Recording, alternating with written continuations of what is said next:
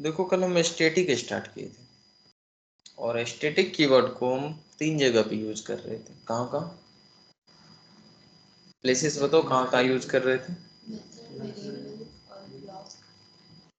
Method, variable और block के अंदर।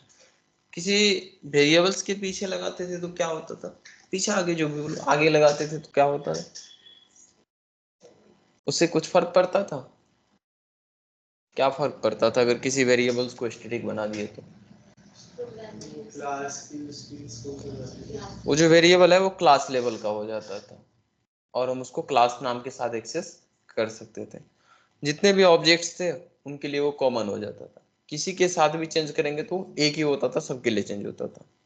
यही था। अगर किसी मेथड को बनाते थे तो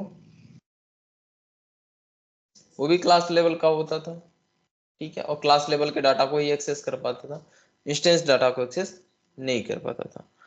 फिर देखिए कल स्टैटिक ब्लॉक। स्टैटिक ब्लॉक का क्या नाम होता है? नाम नहीं होता था स्टैटिक ब्लॉक को। कौन कॉल करता था? Class loader. बताए थे क्लास लोडर सब सिस्टम में, शॉर्टकट में क्लास लोडर बोल सकते हो। क्लास लोडर का काम क्या था? क्लास को लोड करने का काम था। जेवीएम का एक पार्ट होता है क्लास लोडर, जिसका काम क्या है? क्लास को लोड करना। लोड करने के साथ साथ वो एक और काम करता था। क्या? स्टैटिक ब्लॉक अगर मिलता था तो उसको एग्जीक्यूट करता था। उसके अलावा भी काम है, आज उन सब काम को हम देखेंगे क्या क्या करता है। और जो ये प्रोग्राम्स यहाँ पे एग्जीक्यूट होता था तो क्या क्या चीजें होता था, वो सीक्वेंस समझेंगे कि इंटरनली यहाँ पे वो क्या क्या चीजें हुआ। क्यों? अगर हम वेरिएबल्स को नीचे डिक्लेयर किया तो एक्सेस करने नहीं दिया, ऊपर डिक्लेयर किया तो एक्सेस करने दिया, ठीक है। यही सारी चीजें यहाँ तो एक्सेस करने नहीं दिया था ना। यहाँ पे हम अगर एक्सेस करने के लिए छोड़ दें और मेन मेथड के अंदर यही एक्सेस करे तो एक्सेस करने दे रहा था। नीचे ही तो डिक्लेयर कर रखे हैं, अभी कौन सा हम ऊपर डिक्लेयर कर रखे हैं? नीचे ही है। अभी एक्सेस करने तो ये दे रहा था, देखो उसमें 10 आएगा। तो कब 10 आ रहा है, कब 0 आ रहा है, कब एक्सेस करने नहीं दे रहा, आखिर ये क्या हो रहा है इंटरनली? उसी कॉन्सेप्ट को हमें समझना था। अच्छा, ये मेन मेथड हमारा स्टैटिक है, ध्यान देना। हालांकि हम डिटेल में डिस्कस करेंगे मेन मेथड का क्या कहानी है, वहां पे आएंगे तो समझेंगे। अभी थोड़ा थोड़ा इन सब चीजों को आइडिया तुम लगा सकते हो कि मेन मेथड क्या है। समझ पा रहे हो? देखो जब भी कोई क्लास लोड होता है, क्लास लोडर वहां पे बहुत कुछ करके जाता है। लोड करते समय क्लास लोड करेगा, लोड करते समय सबसे पहले वो आइडेंटिफाई करता है उस क्लास के अंदर में कौन कौन सा स्टैटिक मेंबर्स है। क्योंकि स्टैटिक क्लास लेवल्स का होता था तो उसको पहले आइडेंटिफाई करेगा, पहले पहचान कर लेते। सपोज कर लो कभी कभी जब ये एमसीक्यू एग्जाम्स वगैरह देते हो, एमसीक्यू क्वेश्चंस होगा तो क्या करते हैं बहुत सारे स्टूडेंट, पहले टिक कर लेते हैं कौन कौन क्वेश्चंस का आंसर क्या है, फिर एक बार बैठ के सब भर देते हैं। ऐसा भी करता है बहुत कोई। कुछ ऐसा ही क्लास लोडर क्या करता है, पहले आइडेंटिफाई करता है कि स्टैटिक है कौन कौन सा, ठीक है, और वो आइडेंटिफाई करता है टॉप टू बॉटम। अगर पेरेंट चाइल्ड होता, इनहेरिटेंस होता तो पहले पेरेंट के पास होता फिर चाइल्ड। तो आइडेंटिफिकेशन हो रहा है यहाँ पे, तो सबसे पहले ये ब्लॉक मिला तो नंबर 1 पे आइडेंटिफिकेशन हो गया। फिर से दूसरा मिला, मेथड है कोई बात नहीं, आइडेंटिफिकेशन ही कर रहे हैं, ठीक है, आइडेंटिफिकेशन करते जाएं। एक मिनट, हाँ ठीक है, आइडेंटिफिकेशन करते जाओ। अभी ये तीसरा हो गया, टॉप टू बॉटम आइडेंटिफिकेशन हम कर लिए। आइडेंटिफिकेशन के बाद हालांकि ये याद नहीं भी रखोगे तो कोई दिक्कत नहीं, आइडेंटिफिकेशन, लेकिन जो अगली बार ये काम करने आता है ना, जब फाइनली आंसर भरने लगते हैं ना, वो काम बहुत खतरनाक होता है। वो क्या करता है, टॉप टू बॉटम की तरफ फॉलो होता है इसका, टॉप से बॉटम की तरफ आइडेंटिफिकेशन किया है। जैसे ये वेरिएबल्स मिला आई, तो आइडेंटिफिकेशन किया है कि आई एक वेरिएबल है, मेमोरी इसको देना है, ठीक है, हम मेमोरी दे देते हैं, ठीक है, मेमोरी दे देता है ये, अभी तो आइडेंटिफिकेशन हुआ। ये वेरिएबल आई है हमारा, आई में जो डाटा है वो डाटा भी नहीं रखेंगे, सिर्फ हम पहचाने हैं कि अच्छा हमारे पास एक वेरिएबल है आई। तो हम पूछेंगे कि आई को जानते हो, अभी तो बोलेगा हाँ जानते हैं। उसमें डाटा क्या है नहीं पता, क्योंकि वेरिएबल को इनिशियलाइज नहीं किए। 2 स्टेप्स होते थे, पहला क्रिएशन और दूसरा इनिशियलाइजेशन। तो ये आइडेंटिफाई यहाँ पे कर लिया, अभी तक इनिशियलाइज नहीं किया, बाई डिफॉल्ट कुछ तो रखेगा। तो बोला ठीक है, आइडेंटिफाई करके अभी हम आई में 0 रख लेते हैं, या जो भी उसका डिफॉल्ट वैल्यू होगा। इंटीजर है तो 0 रख लिए, स्ट्रिंग होता तो नल रख लेते, ठीक है, डिफॉल्ट वैल्यू को हम रख लेते। डिफॉल्ट वैल्यू को रख लिया और बोला अभी हम इसको लॉक कर देते हैं। क्या लॉक कर देते हैं? Read indirectly right only mode में, ठीक है, RIO read indirectly right only mode में। अब ये read indirectly right only mode क्या होता है? कोई भी इसको रीड इनडायरेक्टली तो कर सकता है, ठीक है, राइट कर सकता है, ठीक है, लेकिन डायरेक्टली में रीड नहीं कर सकता है। डायरेक्टली रीड का क्या मीनिंग है? कोई भी इसको भी स्टैटिक ब्लॉक के अंदर से रीड नहीं कर सकता डायरेक्टली, क्योंकि इसका आइडेंटिफिकेशन हुआ है, ऐसे वैल्यू तो नहीं है इसके अंदर में, डिफॉल्ट वैल्यू 0 रखा हुआ था, ठीक। आगे बढ़ा, सारा चीज आइडेंटिफिकेशन हो गया था, फिर से टॉप से शुरू किया इसने। अब टॉप से जब शुरू करता है, अगर उसको स्टैटिक ब्लॉक मिलता है तो एग्जीक्यूट करता है, एग्जीक्यूट कर दिया उसी टाइम। अगर वेरिएबल मिला तो ओरिजिनल वैल्यू को अब असाइन करता है आइडेंटिफिकेशन के बाद सेकंड टाइम जो वो रिपीट किया। तो पहले इसको क्या मिला? Static block. और इसने बोला कि आई को प्रिंट करो, तो आई को आया देखने के लिए, तो देखा ये तो रीड इनडायरेक्टली मोड में है, तो बोला डायरेक्टली हम रीड नहीं कर सकते हैं, इसीलिए कंपाइलर एरर दे रहा था, अभी तो वो रीड ही नहीं कर सकते, आप कैसे कर रहे हैं? तो कंपाइलर हमें रोका, बोले ठीक है डायरेक्टली नहीं कर रहे, इनडायरेक्टली तो रीड करने दोगे? बोला हाँ इनडायरेक्टली कर सकते हो। तो हम क्या किया कि स्टैटिक मेथड बना रखे थे, उसको कॉल किए, मेथड को तो कॉल करना पड़ता था, तो कॉल किया है। वो बोला मुझे आई के वैल्यू को प्रिंट करना, बोला ठीक है कर देते हैं। आई को पहचानते हो? बिल्कुल पहचानते, पहुंचा वहां पे, आई पे है क्या? 0, इसीलिए इसने 0 प्रिंट कर दिया, ठीक। ब्लॉक खत्म हुआ, फिर से रिस्पॉन्स करके वहीं पे आएगा जहां से कॉल हुआ था, पर सर रिटर्न चले जाता। ब्लॉक खत्म हुआ, नीचे आए, वेरिएबल मेथड्स को तो कुछ करना नहीं है, जब कॉल करेंगे तो एग्जीक्यूट करना, नहीं तो नहीं करना। नीचे ये भी मेथड था, इसको भी स्किप किया, फिर नीचे आया, देखा एक वेरिएबल है आई, बोला ओके आई वेरिएबल है, इसमें ओरिजिनल वैल्यू अब असाइन कर दो। क्या करो? ओरिजिनल वैल्यू अब असाइन करो, तो अब आई में 0 काट के कर दिया 10, ठीक। अब जेवीएम को बोलेगा हो चुका है क्लास लोड, तो जेवीएम मेन मेथड को कॉल किया, इसीलिए आई जब वो प्रिंट किया तो इसको मिला था 10 और इसको मिला था 0। समझ आया? आ चुका है समझ? आ चुका है ना? ओके बहुत अच्छा। यहाँ पे हम डायरेक्टली क्या कर रहे थे? रीड नहीं कर पा रहे थे, राइट तो कर सकते हैं ना, राइट ओनली मोड में तो था, तो क्या आई में हम 15 रख सकते हैं? हाँ, रखने तो देगा, रीड करने नहीं देगा डायरेक्टली, रखने तो देगा, रखने देगा कि नहीं? तो जब रखने दे दिया है तो अब बताओ कि क्या क्या वैल्यू आएगा? 0 आएगा। हम एम मेथड को कॉल करने से पहले 15 रख चुके हैं, क्या क्या मिलेगा? चलो उसको समझते हैं। आइडेंटिफिकेशन का स्टेप हम स्किप करते हैं, सीधा समझते हैं, ऊपर से शुरू किया। ऊपर से जब इसने शुरू किया तो पहले इसको क्या मिला? Static block. बोला आइडेंटिफिकेशन कर लिया, आई को तो पहचानता है, तो बोला आई में 15 रखो, आई में अभी होगा क्या? 0 था, तो 0 को काट के इसने क्या रखा? 15, ठीक। बोला यहाँ पे, बोला एम को कॉल करो, बोला ठीक है एम मेथड को कॉल करते हैं, आई को प्रिंट करना है, 15 प्रिंट कर देगा क्योंकि आई में 15 है। मेन मेथड को तो टच नहीं करेगा, आएगा देखेगा आई में क्या है? 10। ओरिजिनल वैल्यू को असाइन किया था अभी तक? ओरिजिनल वैल्यू को असाइन किया इसने? नहीं किया था, तो ये तो याद रखेगा ना हमको ओरिजिनल भी असाइन करना है। इसने 15 को काट के फिर से 10 रख दिया, क्योंकि ओरिजिनल वैल्यू को रखना था, तो ओरिजिनल वैल्यू को इसने रखा। तो जब अब मेन मेथड को कॉल करेगा, जेवीएम आई को पूछेगा कितना है, तो क्या मिलेगा? 10 मिलेगा। देखना क्या मिला। तो आई को जब हम मेन मेथड से एक्सेस कर रहे हैं तो अभी भी 10 ही है, लेकिन ये बीच में जो 15 किए हुआ क्या? 15 किए तो 15 मिला था क्या? हाँ मिला था, लेकिन नहीं रहा, क्यों? क्योंकि ओरिजिनल वैल्यू जब हम असाइन कर रहे थे उस टाइम तक में तो वो चेंज हो चुका था, ठीक है, समझ आ रहा? यही चीजें हम सिर्फ और सिर्फ अगर इस वेरिएबल को ऊपर डिक्लेयर कर देते तो क्या होता? अब देखो आइडेंटिफिकेशन हो चुका है, इनिशियलाइजेशन और ब्लॉक एग्जीक्यूशन की बारी है, तो ऊपर से नीचे तक में जो मिलते जाता है उसका काम होते जाता है। ऊपर से नीचे की तरफ आए वेरिएबल मिला हमको, इनिशियलाइजेशन होगा, तो आई में 10 चला गया, आई में 10 गया, आई में फिर से 15 गया, तो 10 काट के 15 हो जाएगा। एम को कॉल किया तो 15 प्रिंट होगा। फिर आए यहाँ पे कुछ तो था नहीं, जेवीएम आया, मेन मेथड को कॉल किया, आई में क्या मिलेगा? क्या 15 मिलेगा? देखना, समझ पा रहे हो क्या हो रहा है इंटरनली?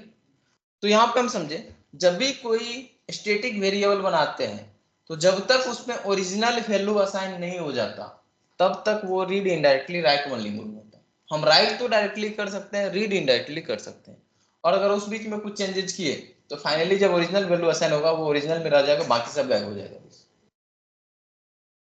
ठीक है? समझ आया इतना? क्वेश्चन पूछ ले एक दो।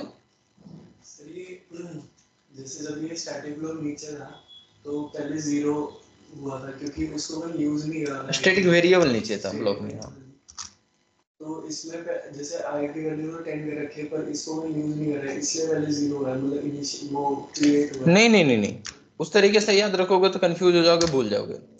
पहले याद रखना कि हम आइडेंटिफिकेशन करते हैं ऊपर से नीचे की तरफ, सबको आइडेंटिफिकेशन करके नंबरिंग कर चुके हैं।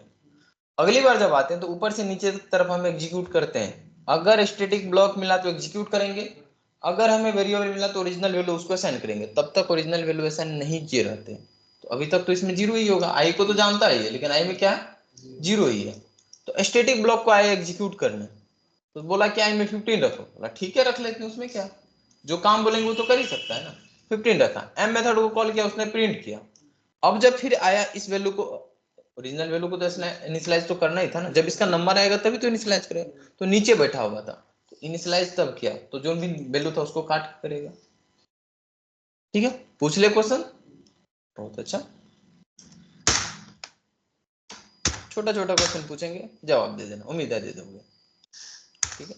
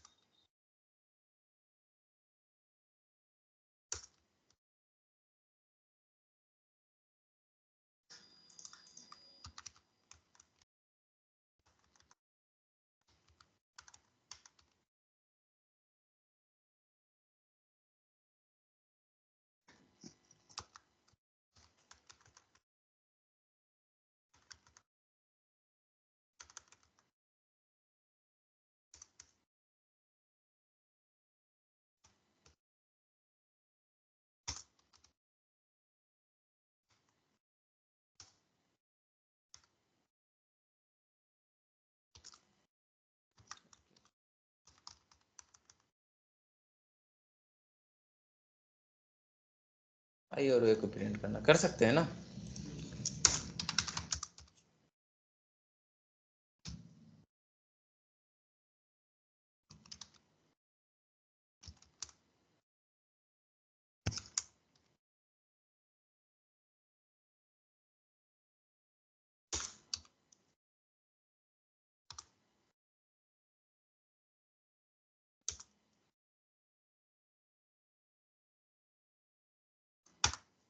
तो 10वां सा क्वेश्चन है, ठीक है, इसको आराम से आइडेंटिफाई करो क्या हो रहा है नहीं हो रहा, और इसको आउटपुट बताओ। कॉपी यूज करना है कर सकते हो, बस रन नहीं करना।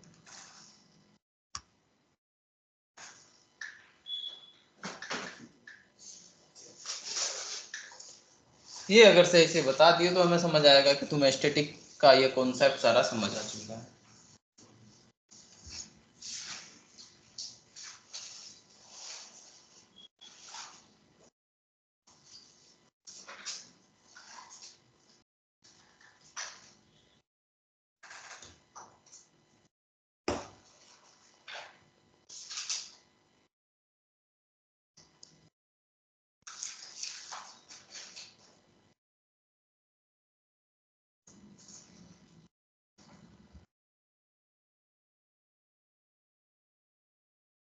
नीचे वाले स्टैटिक में ये 45 प्रिंट करेगा और मेन मेथड में क्या आएगा यहाँ पे, दो वैल्यू प्रिंट किया हम, 45 आएगा। यहाँ पे आई I20 और 825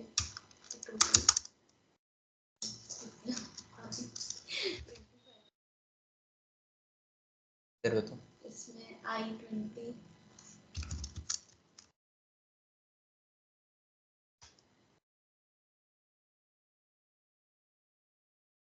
ये आएगा, उसको छोड़ दो, तुम अपना सोचना।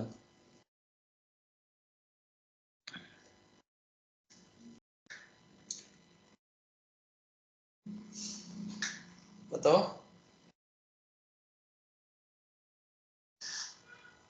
ज्यादा डीप जा चुके हैं, नहीं भी समझ आएगा तो कोई दिक्कत नहीं है। वैसे जब भी वेरिएबल बनाते हैं ऊपर ही बनाते हैं, नीचे बनाते ही नहीं। हाँ लेकिन कभी किसी दोस्त को बताना है कि हाँ जावा पढ़े हो, थोड़ा तुमको सिखाते हैं क्या होता है, तो पूछना ये सब क्वेश्चन।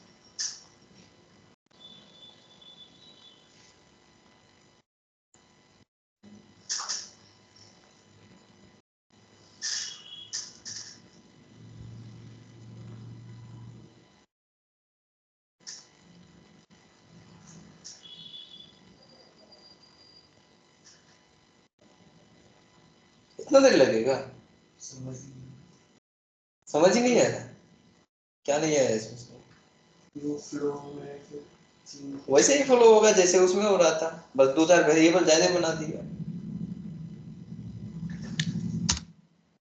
तो करे ऊपर से आइडेंटिफिकेशन हुआ, नंबर 1, नंबर 2, 3, अभी तो आइडेंटिफिकेशन ही हो रहा है। ये 4 नंबर, ये 5 नंबर और ये 6 नंबर, सबका आइडेंटिफिकेशन हो गया। बहुत अच्छा, फिर से हम एग्जीक्यूट करते हैं। तो शुरू कर देते हैं ऊपर से, और बस एक ही दिमाग में बातें रखते हैं, मतलब हम गेट पर से शुरू किए चलना, एक ही चीज दिमाग में रखें। स्टैटिक ब्लॉक मिला तो एग्जीक्यूट कर देना, अब वेरिएबल मिला तो ओरिजिनल वैल्यू डाल देना। इतना बात याद रह सकता है ना दिमाग में, बस इतना बात लेके आगे बढ़ो। मिला हमको क्या? वेरिएबल, तो आई में हम ओरिजिनल वैल्यू रख दिया, और क्या, काम खत्म। आए ब्लॉक मिला, दूसरा नंबर, काम क्या था इसका, जो भी काम इसके अंदर में खत्म करेंगे अपना। बोल रहा है कि आई में 15 रखो, आई वेरिएबल है हमारे पास, बोला 15 रखने, बोला ठीक है रख देते हैं, उसमें क्या है। बोला ए में 20 रखो, ए हमारे पास था, ए में भी 0 होगा क्योंकि मिला नहीं था अभी तक हमको, तो ओरिजिनल वैल्यू तो रखे नहीं होगी। जे भी नहीं मिला हमको, जे में भी 0 होगा। बोला इसमें 0 वगैरह को काटो, इसमें 20 रखो, उसमें 15 रखो, इसमें 15 है ना, इसमें 15 रखो, ठीक है रख लेते हैं। इसका काम खत्म, बात खत्म करो इसका। आगे आए, बोला ए वेरिएबल मिला, इसमें ओरिजिनल वैल्यू असाइन करना था। क्या है ए में भी, कुछ भी हो, हमें उससे क्या मतलब, कुछ भी हो नहीं हो, हमको तो ओरिजिनल वैल्यू रखना है, हम रख दिए 15, जो वैल्यू था वो रखना था, रखा। आए यहाँ पे, ये तो मेथड है, मेथड को तो कुछ करना नहीं है। फिर आए आगे, ब्लॉक मिला, तो ब्लॉक मिला तो इसका जो काम था वो करेंगे।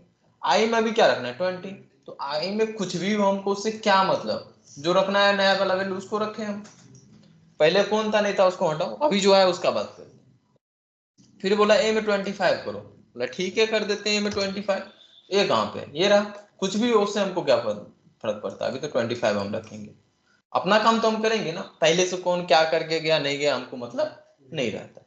जे में क्या करनी है, 10 रखना है, बोला जे में है क्या, 15 है, हमको कोई मतलब नहीं, हम यहाँ पे रख देंगे 10, रख दिए। बोला प्रिंट भी करना है, किसको, आई और ए को, तो आई में भी क्या है 20 है, तो 20 प्रिंट कर।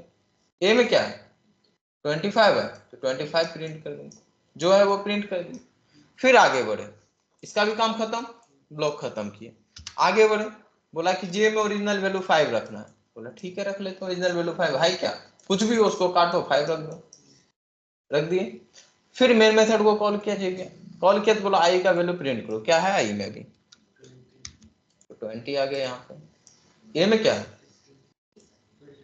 25 है, तो 25 आ गया। जे में क्या है 5, तो 5 आ गया, बस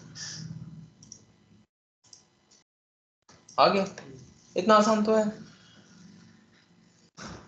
कुछ एक्स्ट्रा दिमाग लगाए हम क्या, अरे जितना बता, दो ही बात तो बताए कि ऊपर से शुरू करेंगे, स्टैटिक ब्लॉक मिला तो एग्जीक्यूट कर दिए, और वेरिएबल मिला तो ओरिजिनल वैल्यू रख दिए, बस इतना दो बात तो फॉलो करना था, और इतना ही बात फॉलो नहीं कर पाएगा तो दिक्कत है। हाँ यही था, थोड़ा कॉम्प्लिकेटेड था, इधर उधर हो रहा था, बट अपना पेशेंस बनाए रखे कि हाँ हमको इतना ही आता है, और आते ही नहीं है कुछ तो उतना करते गए। और पूछेंगे आगे, वेट करो, अभी फिलहाल हम आगे बढ़ जाते हैं।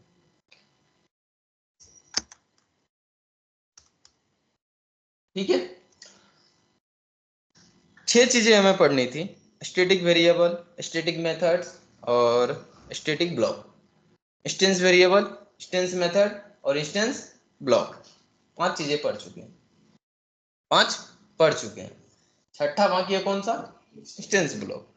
अच्छा, इंस्टेंस से जब बात होती थी तो उसका कंपेयर हम लोग किससे करते थे, ऑब्जेक्ट से। इंस्टेंस मतलब ऑब्जेक्ट से रिलेटेड होता था। तो अगर हम कोई इंस्टेंस ब्लॉक बनाना चाहते हैं यहाँ पे तो कैसे बनेगा? ऑब्जेक्ट के जैसे। तो देखो स्टैटिक ब्लॉक बनाने के लिए क्या कहते हैं, स्टैटिक लगा रहे थे। अब इंस्टेंस ब्लॉक बनाने के लिए बस नॉर्मल लिख दो, ये ब्लॉक बन गया स्टैटिक। वेरिएबल को स्टैटिक बनाना था तो लिखना थोड़े पड़ता था। जो नॉर्मली वेरिएबल्स बनाते थे वो इंस्टेंस ही होता था। नॉर्मल जो मेथड था वो इंस्टेंस था। ऐसे ही जो नॉर्मल ब्लॉक बनाए हैं ना तुम, ये हमारा क्या है, इंस्टेंस ही। ठीक है, अच्छा मतलब इसका कोई नेम भी कुछ नाम वगैरह नहीं, बस ब्लॉक बना दिए, ये ब्लॉक हमारा इंस्टेंस ब्लॉक हो गया। किसका नाम देते थे, कौन सी ब्लॉक का नाम था? स्टैटिक ब्लॉक का नाम था कुछ क्या? नहीं था। इंस्टेंस ब्लॉक भी बना दिए, इसका भी कुछ है नाम नहीं होगा। बुलाएंगे कैसे? अरे बहुत आसान है, करली ब्रैकेट ऑन और ऑफ जो है वो ब्लॉक ही हमारा इंस्टेंस ब्लॉक था। ठीक है, इसको भी किसी क्लास के अंदर ही बनाना, कहीं और जाके मत बना देना। क्लियर? अब बात आती है इसका भी कुछ नाम नहीं है, फिर वही प्रॉब्लम, इसका भी कुछ नाम नहीं है, इसको भी इसका मतलब हम कॉल नहीं कर सकते। बिल्कुल सही बोल, हम इसको कॉल नहीं करेंगे। कौन कॉल करेगा? Class loader. क्लास लोडर तो स्टैटिक ब्लॉक को करता था, तो क्या इसको भी वही करेगा? तो अगर वो करता तो क्लास लोडिंग के समय में स्टैटिक को कॉल कर लेता था। तो जरा एग्जीक्यूट करके देखें क्या आउटपुट आया कुछ। इसका मतलब क्लास लोडर को कोई मतलब नहीं था इस, अगर मतलब होता तो एग्जीक्यूट होता। इसी को स्टैटिक बना के देखो ना, क्लास लोडर तुरंत पहचानेगा, हम ही को तो करना था ये। लेकिन जैसे ही इसको इंस्टेंस बनाया, बोला कौन है ये, इसको नहीं जानते, नहीं पहचाना। इसका मतलब ये कि इंस्टेंस ब्लॉक को इंस्टेंस ब्लॉक को क्लास लोडर टच नहीं करने वाला। तो कौन है, कोई नया आएगा फिर से क्या? कोई नया फिर से आने वाला है इसको कॉल करने के लिए। तो कौन है वो और कब कॉल करता है, इसके अंदर में क्या लिखा? अच्छा, स्टैटिक ब्लॉक में एक चीज बच गया कि बोलोगे स्टैटिक ब्लॉक का यूज क्या है, कुछ यूज तो होगा। तो कोई स्टैटिक ब्लॉक का यूज है कि अगर कुछ ऐसा एक्टिविटी या कुछ ऐसा ऑपरेशन हम परफॉर्म करना चाहते हैं जो हमारा एप्लीकेशन एग्जीक्यूट होने से पहले शुरू हो जाए, रेडी रहे, ताकि जब तक में हमारा एप्लीकेशन रन होता है उससे पहले हमारा आधा काम हो चुका होगा, ताकि हमारा एक्स्ट्रा टाइम नहीं ले एप्लीकेशन एग्जीक्यूट होने में। फॉर एग्जांपल, अगर थोड़ा सा आइडिया होगा तो हम लोग डाटाबेस भी पढ़ते हैं, और जो भी डाटा होता है डाटाबेस के अंदर में होता है। अब सपोज करो हम अपना एप्लीकेशन एग्जीक्यूट किए, उसके बाद जाके डाटाबेस के साथ कनेक्शन एस्टेब्लिश करेंगे, वहां से डाटा रिट्राइव करेंगे, तो टाइम लेगा ना। अगर हम चाहते हैं कि जब तक में मेरा एप्लीकेशन स्टार्ट हो तब तक में उधर डाटाबेस के साथ कनेक्शन एस्टेब्लिश हो जाए, तो एप्लीकेशन फास्ट होगा। अब फास्ट होगा तो परफॉर्मेंस बढ़ेगा। तो वो सारे काम जो हम चाहते हैं कि हमारे एप्लीकेशन के स्टार्ट होने से पहले हो जाए, तो उसको स्टैटिक ब्लॉक के अंदर में डाल देते हैं ताकि वो पहले से एग्जीक्यूट हो जाए। ठीक है, समझ आए? अब इंस्टेंस ब्लॉक की बात कर रहे थे। इंस्टेंस ब्लॉक को कौन एग्जीक्यूट करता है? अच्छा, जब भी इंस्टेंस वर्ड आता है वो रिलेट करता है किसी से, किससे? ऑब्जेक्ट से रिलेट करता था। तो ये भी पक्का ऑब्जेक्ट से रिलेट करता है, बिल्कुल। इसको कोई अलग से आके कॉल नहीं करता। जब भी किसी क्लास का तुम ऑब्जेक्ट क्रिएट करोगे, क्या करोगे? जब भी किसी क्लास का ऑब्जेक्ट, टेस्ट में जो क्लास था, इस क्लास का जब भी ऑब्जेक्ट क्रिएट करेंगे तो ऑब्जेक्ट क्रिएट के समय में ऑटोमेटिक इंस्टेंस ब्लॉक एग्जीक्यूट हो जाता है, करने की जरूरत नहीं है। तो अभी ऑब्जेक्ट क्रिएट कर रहे हैं क्या? बिल्कुल कर रहे हैं, तो एग्जीक्यूट हो जाएगा, हो रहा है ना। तो इसका मैसेज हम चेंज कर दे रहे हैं, इंस्टेंस ब्लॉक कर दे रहे हैं। हो रहा है, आसान है, बहुत आसान है ये तो। बस ऑब्जेक्ट क्रिएट किया, ऑटोमेटिक एग्जीक्यूट हो गया। अब सपोज करते हैं कि एक और ब्लॉक तो हम बना रहे हैं, लेकिन इस बार बना रहे हैं स्टैटिक ब्लॉक। ठीक है, और ये हो गया हमारा मेन मेथड। क्या? Main method. मुझे बताओगे इसमें से कौन सा कब एग्जीक्यूट होगा? फॉलो बता सकते हो? पहले स्टैटिक ब्लॉक होगा, कंफर्म? कंफर्म बताना, बाद में पलट मत जाना तुम। स्टैटिक ब्लॉक एक नंबर पे, चलो मान लेते हैं, ठीक है। आगे फिर इंस्टेंस ब्लॉक 2 नंबर पे, और फिर मेन मेथड तीसरे नंबर पे। सही में? और अगर हम यहाँ से ऑब्जेक्ट क्रिएट ही नहीं करें तब? तो अभी क्या क्या आएगा? Static, instance, main method. ठीक है, और अगर इसको हटा देंगे तो इंस्टेंस ब्लॉक एग्जीक्यूट नहीं होगा। क्लियर? क्या बात है, समझ रहे हो? अगला क्वेश्चन पूछ ले। पूछ लेते हैं फिर, अगर बोल रहे हो तो। अगर सपोज करो इंस्टेंस ब्लॉक 2 2 होगा तो एक हो गया तो 2 कर दे रहे हैं, इसको 1 कर देंगे। दोनों इंस्टेंस ब्लॉक किया ना, दो अगर इंस्टेंस ब्लॉक हो हमारे पास तो कौन सा एग्जीक्यूट होगा पहले? फर्स्ट वाला पहले फर्स्ट वाला फिर सेकंड वाली। मतलब जो ब्लॉक टू फिर ब्लॉक टू। ठीक है, जैसे स्टैटिक में था टॉप टू बॉटम की तरफ फॉलो करता था। ठीक है, कोई दिक्कत नहीं। अच्छा, हम लोग वेरिएबल बनाने के लिए सीख लिए थे ना, उसको भेज लेंगे। वेरिएबल, इंस्टेंस वेरिएबल बनाने के लिए सीख लिए थे, तो इंस्टेंस वेरिएबल भी एक बना ही लेते हैं फिर हम। इंट ए में रखे हम 15, ठीक है। तो हम यहाँ पे ए को अगर प्रिंट करना चाहे तो किसी को कोई दिक्कत? नहीं होना चाहिए किसी को कोई दिक्कत, अगर हो तो बता देना। नहीं है ना, ए प्रिंट कर रहे हैं, किसी को कोई दिक्कत नहीं ना, परेशानी नहीं ना। एक स्टैटिक ब्लॉक हटा दे, ये इंस्टेंस ब्लॉक हटा दे रहे हैं, एक ही से काम चलना, ए का वैल्यू मिल जाएगा।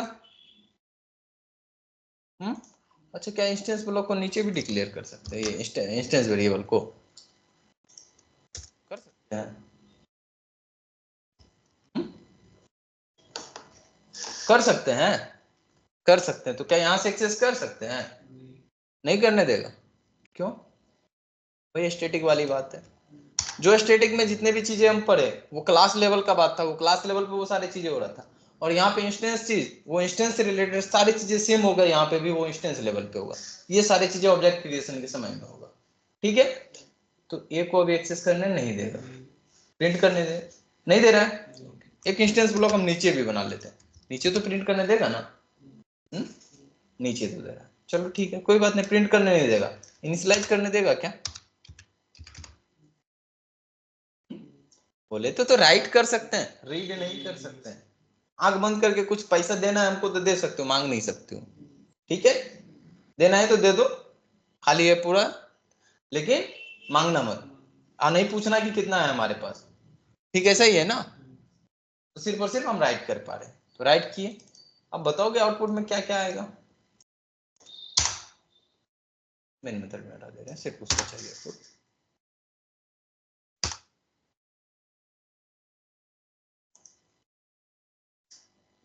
टेन में 15 हो जाएगा। 15 की 20, सोच लो बढ़िया से, 15 आएगा। ठीक है, क्यों? ओरिजिनल वैल्यू को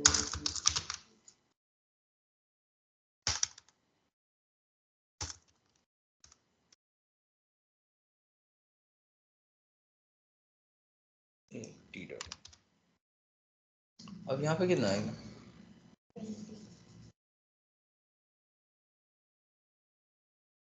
सोच लो अच्छे से, यहाँ पे भी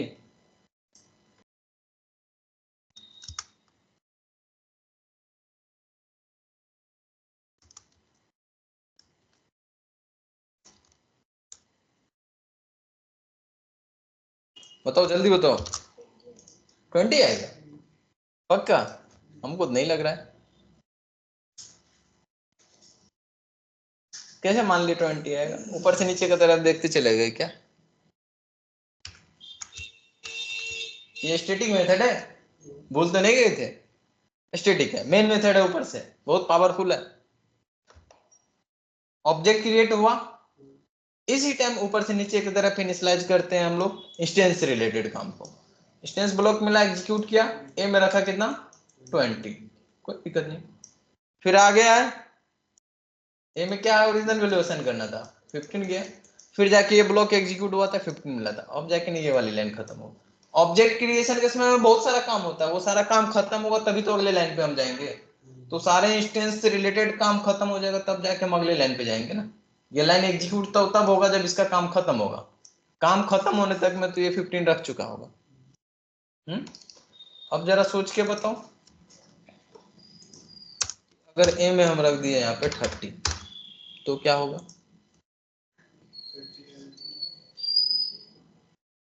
यहाँ पे भी 30 आएगा और यहाँ पे पक्का? ध्यान से देख लो, बात नहीं बदलना, फिर 30 आएगा। ठीक है, क्यों? और अगर इसको नीचे कर दे तो क्या करें? फिर पहले वाले में 15 आएगा, इसके मेन वाले में ठीक है, बस हो गया। इंस्टेंस ब्लॉक तुम लोग का कंप्लीट हो गया। फिर तो ये तो इंस्टेंस ब्लॉक और स्टैटिक ब्लॉक समझ आ गया। तो जो 6 टॉपिक्स हमें कवर करनी थी, इंस्टेंस वेरिएबल, इंस्टेंस ब्लॉक और इंस्टेंस मेथड, तीनों कंप्लीट। 3 स्टैटिक में था, static block, static variable, static method. Clear है सब? कोई दिक्कत तो नहीं आ रहा है? समझ, कंफ्यूजन तो नहीं होगा? नहीं होना चाहिए कंफ्यूजन। अगर हो रहा है तो एक बार फिर से कुछ एग्जांपल से लेकर ट्राई करना, वही चीज होती है। ठीक है, फिलहाल इंस्टेंस को हम खत्म करते हैं और अगले टॉपिक्स की तरफ आगे बढ़ते हैं। और अगला टॉपिक है हमारा कंस्ट्रक्टर। कौन सा? कंस्ट्रक्टर। ऑलरेडी पढ़ रखे होंगे कंस्ट्रक्टर। ठीक है, फिर से हम कंस्ट्रक्टर को पढ़ते हैं और कंस्ट्रक्टर में देखते हैं क्या क्या चीज होती है। अब कंस्ट्रक्टर भी बहुत कमाल का है। क्या है कंस्ट्रक्टर कमाल का? तो कुछ रूल्स के साथ आता है यहाँ पे कंस्ट्रक्टर। और क्या रूल्स के साथ आता है? 2 रूल है इसका, उन दोनों रूल्स को तुम ध्यान रखोगे। पहला रूल है कि कंस्ट्रक्टर जब भी डिक्लेयर करोगे वो अपना क्लास ही रखेगा अपना नाम, वो क्लास के नेम के सेम नेम के अकॉर्डिंग।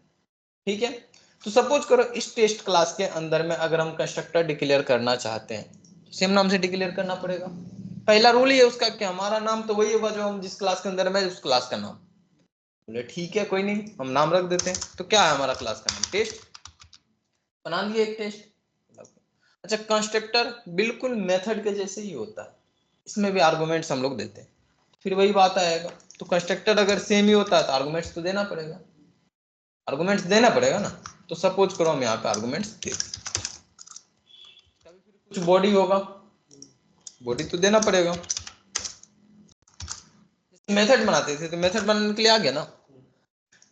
मेथड जो बनाते थे तो मेथड में पहले देते थे क्या? रिटर्न टाइप, देन मेथड का नेम। कंस्ट्रक्टर बोलता है हमें रिटर्न टाइप नहीं चाहिए, मेरा दूसरा रूल है। पहला रूल क्या था कि मेरा नाम क्लास का नाम सेम होगा और हमें रिटर्न टाइप नहीं चाहिए, तो नहीं देंगे रिटर्न टाइप। ठीक है, दोनों रूल क्लियर है? 2 ही रूल है बस, रिटर्न टाइप मेंशन नहीं करते, बाकी सब चीज मेथड के जैसी ही होगा। बन गया हमारा मेथड। तो कंस्ट्रक्टर कॉल कैसे होगा, कब कॉल होगा? अच्छा, इस कंस्ट्रक्टर का कुछ नाम है क्या?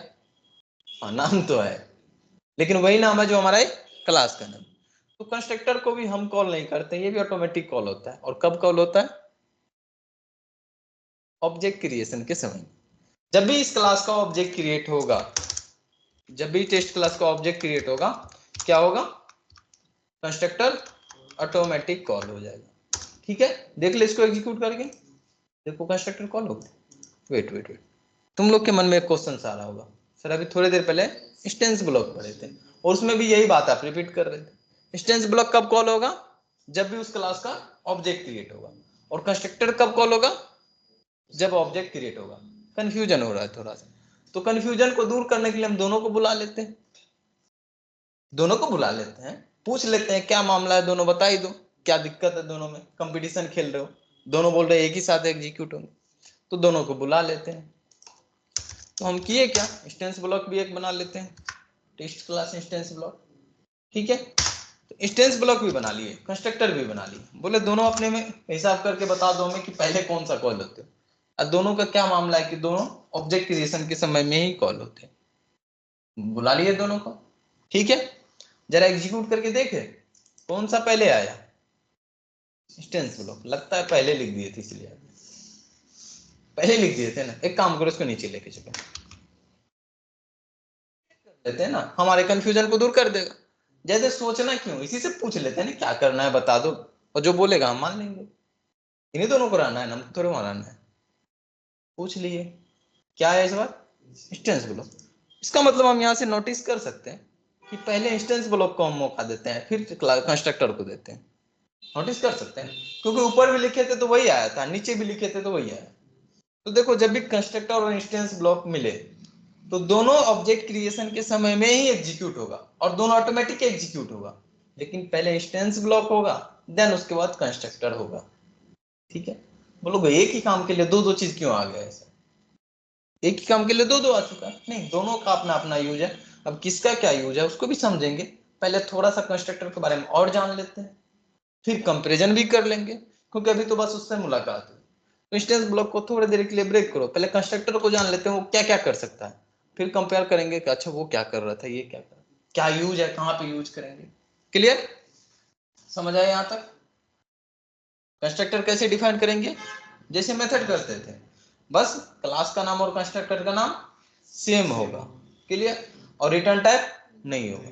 अच्छा नहीं होगा, कंस्ट्रक्टर ऐसा बोल रहा है और हमारा मन हो कि हम जबरदस्ती दे देंगे तो क्या कर लेगा।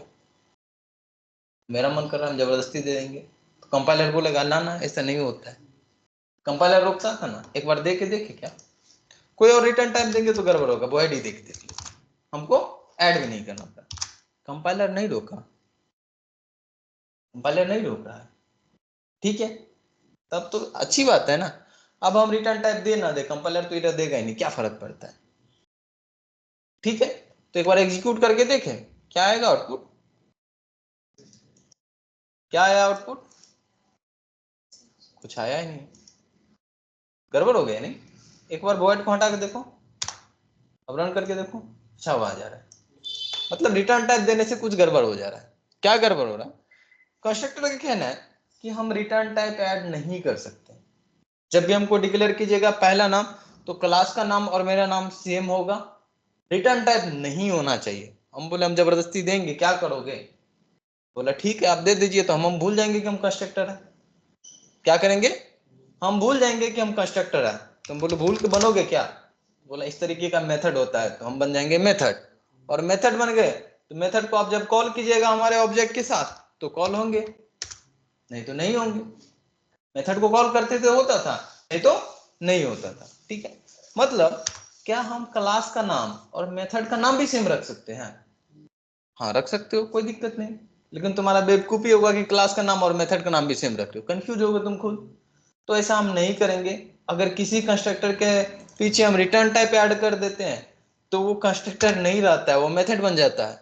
तो ध्यान रखना कि किसी भी कंस्ट्रक्टर के पीछे हम रिटर्न टाइप नहीं लगाएंगे, और नाम हमेशा हम वही रखेंगे जो क्लास का नाम होगा। नाम चेंज करेंगे तो फिर एरर देगा, कि नाम तो वही रखना है आपको, रिटर्न टाइप नहीं लगाना है, लगा दोगे तो हम कंस्ट्रक्टर नहीं रहेंगे। याद रहेगा, छोटी छोटी बातें हैं बस याद रखनी है, इतना याद रहेगा, रह जाएगा ना, हमें याद है ना, ऐसे ही याद रखना। ठीक है, तो कंस्ट्रक्टर बनाने के लिए सीख गए, बहुत आसान है। कैसे बनाते हैं कंस्ट्रक्टर, तो कंस्ट्रक्टर का कुछ रूल्स है, उस रूल्स को फॉलो करते हुए बना लिए। क्लियर, अच्छा बना लिए, क्या सिर्फ मैसेज प्रिंट करने के लिए कंस्ट्रक्टर बनाएंगे। एक बैच में पूछ लिया था स्टूडेंट, सर एक बात बताइए, तभी से बस मैसेज प्रिंट कराए जा रहे हैं, तो क्या constructor instance block static block ये मैसेज प्रिंट करने के लिए बनाते हैं क्या, नहीं, मैसेज प्रिंट करने के लिए नहीं बनाते, कुछ काम है इसका। अब क्या काम है, जरा उस काम को समझते हैं। देखो इसके अंदर में हम वेरिएबल्स भी बना सकते हैं, बेहतर होगा कि हम टेस्ट क्लास को सेपरेट छोड़ दें, क्योंकि इसके अंदर में मेन मेथड है, नॉर्मल क्लास ऊपर बना लेते हैं, उससे समझे कंस्ट्रक्टर को, बेहतर रहेगा। अब सपोज करो यहाँ पे एक हम क्लास बनाए स्टूडेंट, बहुत बार बना रखे हैं, फिर भी एक बार बना लेते हैं। बना लिए स्टूडेंट क्लास, ठीक है। इस स्टूडेंट क्लास के अंदर में अगर हम कंस्ट्रक्टर बनाना चाहते हैं तो स्टूडेंट नाम से ही बनाना पड़ेगा, बनाना पड़ेगा ना। उससे पहले हम इसके अंदर में क्या करते हैं, दो मेंबर्स दे देते हैं, एक नेम और एज दे दे, बाकी हटाओ, आ चुका है, दो चीजें दे चुके हैं, नेम और एज। एज रहने दो, गड़बड़ हो जाएगा, तुम लोग तो एज बताओगे नहीं अपना, नेम ही रहने देते हैं। ठीक है, तो हम क्या किए यहाँ पे, नेम। तो अब अगर हम इस स्टूडेंट क्लास का ऑब्जेक्ट यहाँ पे क्रिएट करेंगे तो क्या होगा, पहले तो क्रिएट कर लेते हैं, कुछ इस प्रकार से क्रिएट करेंगे, कर लिए ऑब्जेक्ट क्रिएट, ऑब्जेक्ट क्रिएट कर लिए। अगर अभी प्राइवेट नहीं, अच्छा प्राइवेट को हटाओ, प्राइवेट रखेंगे तो फिर दिक्कत करेगा, इसको एक्सेस कर सकते हैं। अब हमारा क्या रिक्वायरमेंट था कि ऐसा कोई क्लास क्रिएट कर रहे हैं, या फिर ऐसा कोई क्लास क्रिएट कर रहे हैं जिसमें हम चाहते हैं कि हमारे क्लास के अंदर में जो जो मेंबर्स है, कौन है मेंबर्स हमारे क्लास का भी नहीं, जो मेंबर्स है वो मेंबर्स को ओरिजिनल वैल्यू असाइन करना बहुत कंपलसरी है, जरूरी है, नहीं दोगे तो हम ऑब्जेक्ट क्रिएट करने नहीं देंगे। हम ऐसा क्लास बनाना चाहते हैं कि अगर हमारे क्लास का ऑब्जेक्ट मांगोगे ये वैल्यू तुमको देना होगा, या हमारे अंदर में जो मेंबर्स है उसका वैल्यू देना ही पड़ेगा, नहीं तो हम क्रिएट करने नहीं देंगे। ठीक है, तो कैसे करेंगे उसको, उसी के लिए यूज करते हैं कंस्ट्रक्टर को, इसको कंस्ट्रक्टर को। ठीक है, जैसा कंस्ट्रक्टर होता है उस क्लास के अंदर में वैसा ही ऑब्जेक्ट क्रिएट करने के लिए बोलता है, नहीं तो क्रिएट करने नहीं देता है। सपोज करो कि हम चाहते हैं कि अब अगर हमारे इस क्लास का ऑब्जेक्ट कोई क्रिएट करे तो उसको नाम देना कंपलसरी है, नहीं तो आगे नहीं बढ़ने देंगे, हम नहीं देंगे ऑब्जेक्ट। बोला ठीक है कोई नहीं, इसके अंदर में क्या कीजिए, एक कंस्ट्रक्टर डिफाइन कर लीजिए और बोलिए कि उस कंस्ट्रक्टर को एक आर्गुमेंट चाहिए, किस टाइप का, तो नेम टाइप का। ठीक, और वो जो नेम मिलेगा उस नेम को आप क्या कीजिएगा, ऊपर में जो नेम है उसके अंदर में डाल दीजिए। तो दिस के साथ कॉल करना पड़ेगा, नहीं तो कंफ्यूज हो जाएगा ना करके। अब जैसे ही तुम कंस्ट्रक्टर एक बनाए जिसमें कि एक आर्गुमेंट चाहिए, तो तुरंत कंपाइलर एरर देगा कि अरे जिसका ऑब्जेक्ट क्रिएट कर रहे हैं ठहर जाइए, उसका नहीं कर सकते हैं आप। बोले ऐसे कैसे नहीं कर सकते, हमको चाहिए। बोला चाहिए तो पहले उसका नाम दीजिए, क्योंकि उसके अंदर में वैसा एक कंस्ट्रक्टर है जिसके थ्रू उसको एक आर्गुमेंट चाहिए। तो बोले ठीक है, कैसा चाहिए, तो स्ट्रिंग टाइप का। बोले ठीक है, लेके जाइए मेरा नाम, दे दिए। स्ट्रिंग टाइप का कोई भी वैल्यू पास कर देंगे तो हो जाएगा, कर दिए। बोला ठीक है, अब क्रिएट करने देंगे, दे दिए क्रिएट करने। अब अगर हम एक्सेस करें डाटा को, इसके अंदर में जो नेम था तो कर सकते हैं, बिल्कुल नहीं मिलेगा। तो हम क्या किए, कंस्ट्रक्टर के थ्रू दो काम किए यहाँ पे। पहला काम किए, रेस्ट्रिक्शन लगा दिए कि ऑब्जेक्ट क्रिएट तो आप तभी कर सकते हैं जब नाम दीजिएगा। और दूसरा काम किए कि अपने इंस्टेंस वेरिएबल को इनिशियलाइज किए वैल्यू के साथ, इंस्टेंस वैल्यू को इनिशियलाइज किए, जो मेरे पास इंस्टेंस वेरिएबल था उसको इनिशियलाइज किए, और दूसरा काम किए थे रेस्ट्रिक्शन लगाने। तो कंस्ट्रक्टर का यही दोनों काम होता है, जो भी हमारे पास वेरिएबल है उसको इनिशियलाइज करने के लिए यूज करते हैं, और दूसरा काम होता है इसका रेस्ट्रिक्शन लगाने के लिए कि कैसा ऑब्जेक्ट क्रिएट करने के लिए देना है, कैसा नहीं देना। सपोज करो कि इसके पास एक एज वेरिएबल भी होता, कौन सा, एज या रोल नंबर कोई वेरिएबल्स होता, रोल नंबर एज में गड़बड़ हो जाती है। ठीक है, तो हम चाहते हैं कि नेम दो और एज रोल नंबर भी देना ही पड़ेगा, पहले रोल नंबर लिखते हैं, क्या क्या, रोल नंबर और एज, एज नेम नेम, ठीक है, एज लगता है लेना ही पड़ेगा, रोल नंबर दोनों देना पड़ेगा। तो इधर से जब ऑब्जेक्ट क्रिएट करेंगे तो बोलेंगे जब तक दोनों नहीं दीजिएगा हम आगे बढ़ने नहीं देंगे। अब दे रहे हैं तो दोनों को एक्सेस कर सकते हो। तो हम क्या कर रहे हैं, एक तो रेस्ट्रिक्शन लगा रही कि ऐसा ही आपको ऑब्जेक्ट क्रिएट करना पड़ेगा, और दूसरा अपने वैल्यू को इनिशियलाइज भी कर रहे हैं। तो वेरिएबल्स को इनिशियलाइज करने के लिए हम यूज करते हैं किसको, कंस्ट्रक्टर को। ठीक है, समझ आए, क्लियर, कंस्ट्रक्टर का काम समझ आ रहा है, क्या काम होता है, वेरिएबल को इनिशियलाइज करना और रेस्ट्रिक्शन लगाना।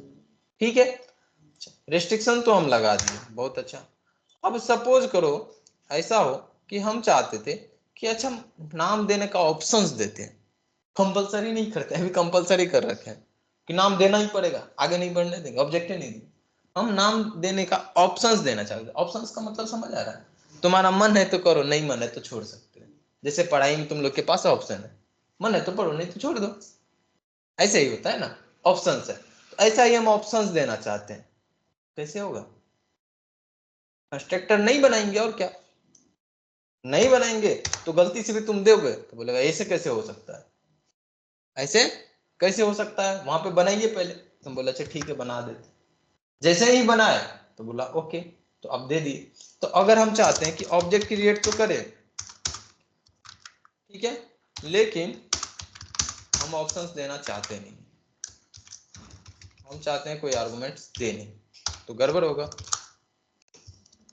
गड़बड़ हो गया।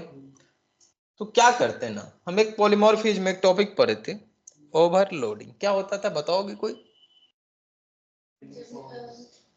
मेथड ओवरलोडिंग पढ़े थे ना, क्या था मेथड ओवरलोडिंग, जब एक क्लास के अंदर में एक से अधिक मेथड का नाम सेम होता था लेकिन उसका आर्गुमेंट टाइप डिफरेंट होता था, उसी को क्या बोलते थे, मेथड ओवरलोडिंग। ठीक ऐसे ही होता है कंस्ट्रक्टर ओवरलोडिंग, हम एक क्लास के अंदर में जितना मर्जी उतना कंस्ट्रक्टर बना सकते हैं। तो अगर एक से अधिक कंस्ट्रक्टर बना लेते हो तो उसको बोलते हैं हम लोग कंस्ट्रक्टर ओवरलोडिंग।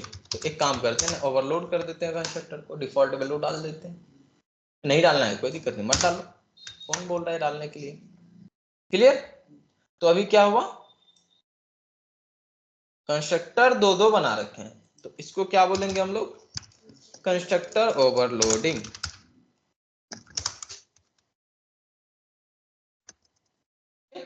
समझ आया कंस्ट्रक्टर ओवरलोडिंग क्या होता है? दो चीजें होती है, एक मेथड ओवरलोडिंग है, कंस्ट्रक्टर ओवरलोडिंग। दोनों समझ में आ रहा होगा। अगर दो या दो से अधिक कंस्ट्रक्टर है, नाम तो सेम ही रहेगा, बोलने की जरूरत ही नहीं है। कंस्ट्रक्टर का नाम चेंज कर सकते हैं क्या? वो ऑप्शन ही नहीं है हमारे पास, तो नाम तो सेम ही। लेकिन आर्गुमेंट्स का डाटा टाइप डिफरेंट होना चाहिए, नाम नहीं, ठीक है? डाटा टाइप डिफरेंट होना चाहिए, सेम उसी के जैसे। अब जैसा कंस्ट्रक्टर तुम बना के रखोगे उसी के अकॉर्डिंग ऑब्जेक्ट्स क्रिएट कर सकते हो। आगे समझिए। आ गया ना? अब कभी कभी क्या होता है, अच्छा इसके अंदर में मैसेज देते जाते हैं कि पता चल जाए कि ये कंस्ट्रक्टर कॉल हो चुका है।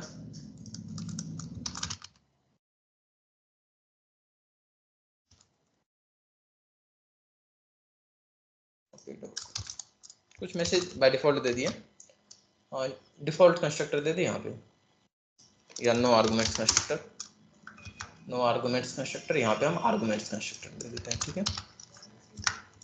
पता चल जाएगा। अभी दोनों कॉल होगा, ठीक है? अच्छा वेरिएबल्स को हटा दे। अब समझ आ गया, वेरिएबल इनिशियलाइज करने के लिए करते हैं, दोनों में थोड़ा सा कंपेयर करना है तो हम हटा देते हैं ताकि कोड थोड़ा छोटा हो, एक्स्ट्रा चीज पे फोकस नहीं जाए।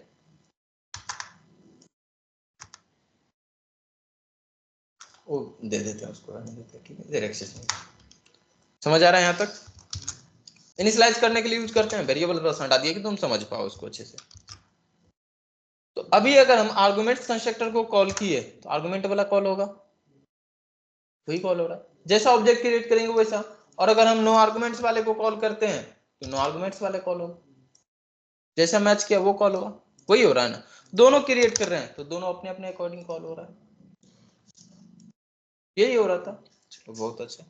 अब सपोज करो हम चाहते हैं कि जब हम नो आर्गुमेंट्स वाले को कॉल करें ना तो आर्गुमेंट्स वाला भी कॉल हो जाए, या एक कंस्ट्रक्टर के अंदर से दूसरे कंस्ट्रक्टर को कॉल करना चाहते हैं तो कैसे करेंगे? एक कंस्ट्रक्टर के अंदर से दूसरे कंस्ट्रक्टर को कॉल करना चाहते हैं तो क्या हम कर सकते हैं? हाँ बिल्कुल कर सकते हैं। याद करो एक कीवर्ड पढ़े थे, दिस। क्या काम था दिस कीवर्ड का? वो करेंट क्लास के ऑब्जेक्ट्स को होल्ड करके रखता था, यही था ना? ठीक ऐसे एक दिस कंस्ट्रक्टर भी है हमारे पास। क्या दिस कंस्ट्रक्टर है, एक क्लास के अंदर से दूसरे क्लास के कंस्ट्रक्टर को कॉल करना चाहते हो तो तुम दिस कंस्ट्रक्टर को यूज कर सकते हो। हम यूज कर लेते हैं दिस कंस्ट्रक्टर को, ठीक है? अब यहां से हम चाहते हैं इस कंस्ट्रक्टर को कॉल करेंगे, इसको अगर कॉल करना चाहते हैं तो दो आर्गुमेंट्स पास करना होगा। तो हम बोले ठीक है दिस को कॉल करते हैं, इसको दो आर्गुमेंट्स दे देते हैं, रैंडमली कुछ भी दे दिया हम यहाँ पे। तो जिस टाइप का है उस टाइप का देना पड़ेगा, दो आर्गुमेंट्स दिए। अब क्या होगा, जैसे ही ये कॉल होगा तो आएगा इसके पास, ये दिस इसके पास भेजा, ये प्रिंट हुआ, इसका लाइन खत्म, फिर रिटर्न आएगा इसके पास। तो अगला नो आर्गुमेंट्स, तो क्या क्या आउटपुट आएगा? पहले arguments constructor then no arguments, दोनों कॉल हो जाएगा। तो इसका यूज किस लिए करते हैं? दूसरे कंस्ट्रक्टर को कॉल करने के लिए। क्लियर? समझ आ गया क्या काम होता है दिस का? ठीक है। ठीक है, ऐसे ही सपोज करो कि हम आर्गुमेंट्स कंस्ट्रक्टर के अंदर से नो आर्गुमेंट्स वाले को कॉल करना चाहते हैं तो कर सकते हैं क्या? हाँ, कोई आर्गुमेंट्स पास नहीं करेंगे, उसको कॉल कर लेगा। तो दिस का यूज किस लिए करते हैं? एक कंस्ट्रक्टर के अंदर से दूसरे कंस्ट्रक्टर को कॉल करने के लिए। समझ आ रहा है ये बातें? क्लियर है? तो जब इसी के लिए यूज करते हैं ना तो दिस ना थोड़ा एटीट्यूड के साथ है, क्योंकि उसको पता है कि हमारे अलावा कोई और ऑप्शंस नहीं है। तो क्या एटीट्यूड के साथ है? बोला हम सिर्फ और सिर्फ पहला लाइन में रहेंगे, सबसे आगे बैठेंगे। हम कहाँ बैठेंगे? सबसे आगे बैठेंगे। हमको तुम हम आगे से हटा नहीं सकते हो, एक ही काम कर सकते हो, हमको भगा सकते हो, हम रहेंगे तो आगे बैठेंगे, ठीक है? तो हम बोले ना आगे तो नहीं बैठने देंगे, तुमको कहाँ लेके जाएंगे? नीचे। बोला नहीं रह देंगे। हम पहले बोला ना ना ना ऐसे नहीं चलेगा, इसको रखना है तुमको तो ऊपर रखो, नहीं रखना है तो कोई बात नहीं, हम संतोष कर लेंगे, ठीक है? समझ रहे हो क्या? कि अगर दिस को यूज किए तो पहला लाइन में ही लिखना पड़ेगा नंबर 1, उस कंस्ट्रक्टर के अंदर में फर्स्ट लाइन में ही इसको लिखो, अदरवाइज कोई दूसरा ऑप्शन नहीं है। क्लियर है? कोई दिक्कत नहीं? बहुत अच्छा, अगर ये भी समझ गए तो। और आगे बढ़ते जाए ना, जहां पे रुकना होगा बता देना। सपोज करो हम एक और क्लास बनाए कॉलेज, और जब कॉलेज क्लास बनाए तो आगे हमको बताने की जरूरत नहीं कि क्या होने वाला है। अच्छा इसके अंदर में भी कंस्ट्रक्टर बना सकते हैं, हाँ तो एक कंस्ट्रक्टर बना लिए, नो आर्गुमेंट्स कंस्ट्रक्टर, ठीक है। चलिए आर्गुमेंट्स वाले को थोड़ी देर के लिए हटा देते हैं।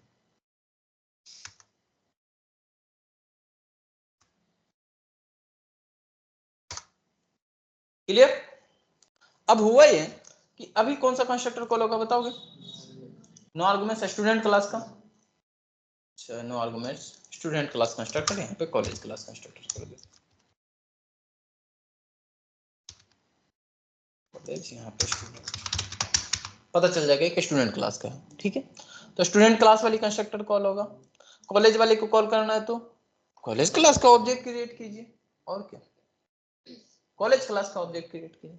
बोले नहीं हम कॉलेज क्लास का नहीं करेंगे, हम बताते हैं कि स्टूडेंट का पिताजी है, वो कौन है? पिताजी है, पेरेंट्स है। अच्छा जब पेरेंट है तो हो जाता था इनहेरिटेंस कॉन्सेप्ट, और जब इनहेरिटेंस कॉन्सेप्ट होता था तो क्या होता था, पेरेंट का जितना भी प्रॉपर्टी था सब चाइल्ड को मिल जाता था, चाइल्ड खुश हो जाता था, बहुत सारा प्रॉपर्टी मिल जाता था, नहीं मालिक हो गया था। तो इस केस में क्या होगा, या सपोज करो हम चाहते हैं कि पेरेंट के कंस्ट्रक्टर को कॉल करे चाइल्ड के अंदर से, तो कैसे करेंगे? तो जैसे हमारे पास दिस था, तो दिस कीवर्ड के साथ क्या कर रहे थे, तो वो करंट क्लास के ऑब्जेक्ट कॉल करता है। ऐसे ही एक कीवर्ड हमारे पास सुपर कीवर्ड, सुपर कीवर्ड के थ्रू पेरेंट के किसी भी प्रॉपर्टी को एक्सेस कर सकते हैं, ठीक है। वो इमीडिएट पेरेंट जो उसके जस्ट पिताजी हैं उनको एक्सेस करेगा, उसके पिताजी के पास नहीं पहुंच जाएगा, ठीक है। इमीडिएट पेरेंट्स के ऑब्जेक्ट को वो होल्ड करके रखता है, ठीक? वो सुपर कीवर्ड की बात करते हैं। ठीक ऐसे एक सुपर कंस्ट्रक्टर भी है हमारे पास, उस सुपर कंस्ट्रक्टर का काम है कि पेरेंट के कंस्ट्रक्टर को कॉल करेंगे, किसको?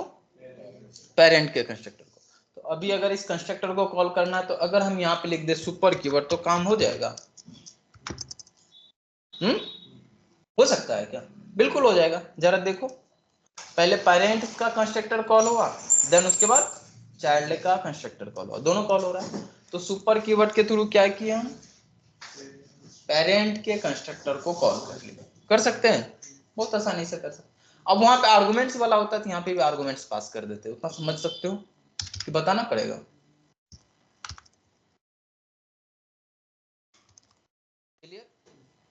तो सुपर कंस्ट्रक्टर समझ गए और दिस कंस्ट्रक्टर भी समझ गए ना सब, बहुत अच्छा।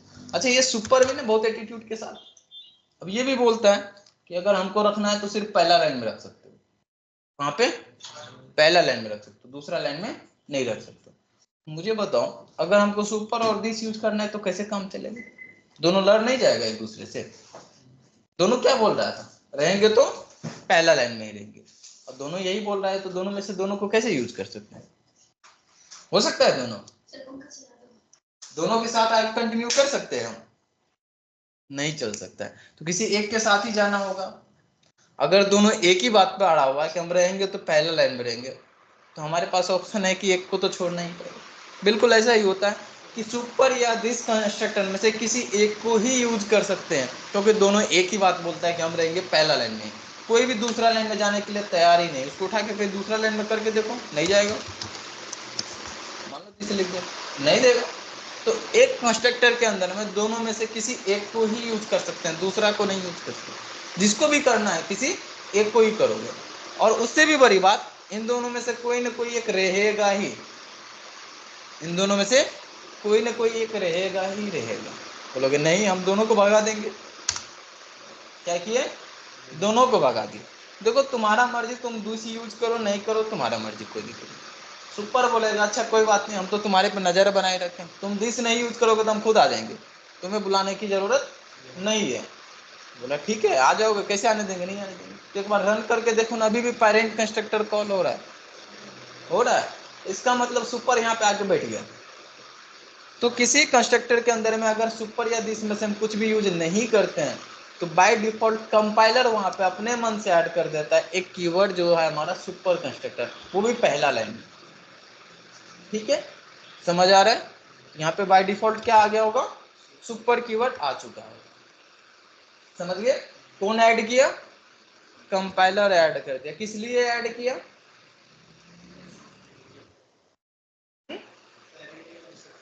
पेरेंट के कंस्ट्रक्टर को कॉल करने के लिए। अगर दिस यूज कर लेते तब नहीं आता। ठीक है, ठीक है, ऐसे ही अगर किसी क्लास के अंदर में हम कंस्ट्रक्टर नहीं डिफाइन करेंगे तो क्या होगा, तो बोलता है ऐसा कोई क्लास हो ही नहीं सकता जावा में जिसके अंदर में कंस्ट्रक्टर नहीं होगा। क्या बोल रही है कि ऐसा कोई क्लास हो ही नहीं सकता है कि जिसके अंदर में कंस्ट्रक्टर ना हो। तो लोग ऐसा तो कोई बात नहीं है, आज कंस्ट्रक्टर हम लोग पढ़े, आज से पहले भी हम क्लास बना रहे थे, कभी तो कंस्ट्रक्टर बनाए ही नहीं थे, नहीं बनाए थे ना, अभी भी नहीं बनाए हैं, अभी भी तो नहीं बनाए हैं, तो अभी भी तो कंपाइलर ही रहने देना। अगर किसी क्लास के अंदर में प्रोग्रामर कंस्ट्रक्टर को ऐड नहीं करता है तो कंपाइलर नजर बनाए बैठे रहता है। अच्छा, तुम कंस्ट्रक्टर देने के लिए भूल गए क्या, हम दे देते हैं ना।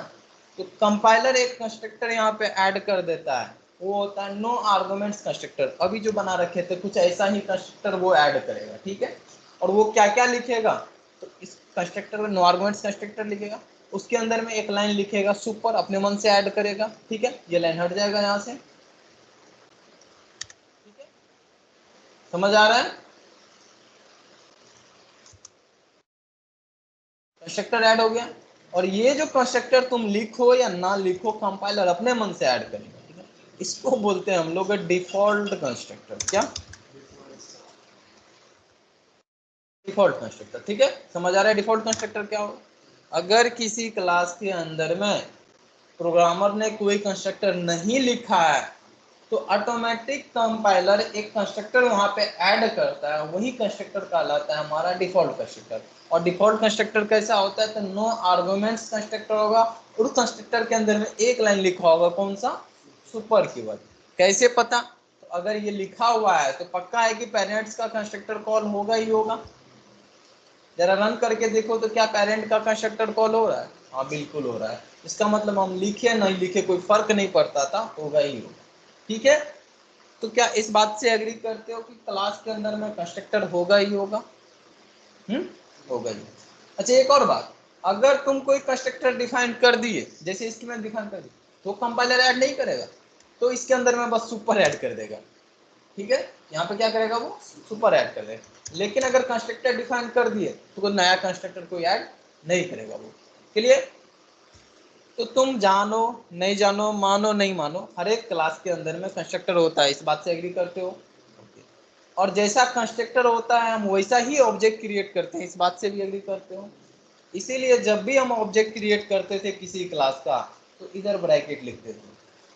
क्यों ब्रैकेट लिखते थे, कि by default no arguments constructor को वो कॉल करेगा, ठीक है। कंस्ट्रक्टर तो रहेगा ही रहेगा क्लास में, तो जैसा कंस्ट्रक्टर होगा वैसा ही ऑब्जेक्ट हम क्रिएट कर सकते हैं, ऐसा ही था ना। तो ऐसा कंस्ट्रक्टर तो 100% होगा ही होगा, चाहे तुम रखो नहीं रखो क्या फर्क पड़ता है, कंपाइलर है ना बीच में लगा देगा। समझ आया, नो आर्गुमेंट्स कंस्ट्रक्टर। और ये भी चीजें समझ आ गई कि यहाँ पे ब्रैकेट लिखते क्यों थे, उस दिन बोले थे लिख दो ना, बताएंगे। आज समझ आ गया, बहुत अच्छा। अगर यहाँ तक समझ आ गया तो तुम कंस्ट्रक्टर भी समझ लिए। नहीं, एक टॉपिक रह रहा है अभी इंस्टेंस ब्लॉक और कंस्ट्रक्टर, उसको हम नेक्स्ट क्लास में डिस्कस करेंगे। डिफरेंस अभी बाकी रह गया है, उसको तो थोड़ी देर के लिए पिक्चर से साइड कर दिए थे, लेकिन वो भी तो बीच में आएगा, आया था ना, उसको भी फिर से लाएंगे, उसको नेक्स्ट क्लास में देखेंगे। डिफॉल्ट कंस्ट्रक्टर समझ आया, कंस्ट्रक्टर ओवरलोडिंग समझ आया, और कुछ यहाँ पे दो चार टॉपिक्स है जो फालतू हमें लगता है इसलिए नहीं बता रहे, समझ सकता हूँ। इसको हम लोग नो आर्गुमेंट्स कंस्ट्रक्टर बोल रहे थे, जिसमें आर्गुमेंट देते हैं उसको पैरामीटराइज कंस्ट्रक्टर बोलते हैं, ठीक है। सेंस में पैरामीटर अगर ये कॉलेज क्लास का ले लिया तो उसको कॉपी कंस्ट्रक्टर बोलते हैं। ये सब फालतू टॉपिक है, मन करे तो पढ़ लेना, नहीं तो कोई जरूरी नहीं है, जो इम्पोर्टेंट था वो कवर कर चुके हैं। कंस्ट्रक्टर क्लियर है, कोई दिक्कत नहीं। तो एक बार पीपीटी से सारी चीज़ें कंफर्म कर लो, वो सारा लिखा होगा उसमें, मन करे तो एक बार दो बार पढ़ लेना, मन करे तो ये ऑप्शंस दे रखे हैं तुम लोग को, ठीक है। तो आते हैं हम कंस्ट्रक्टर में।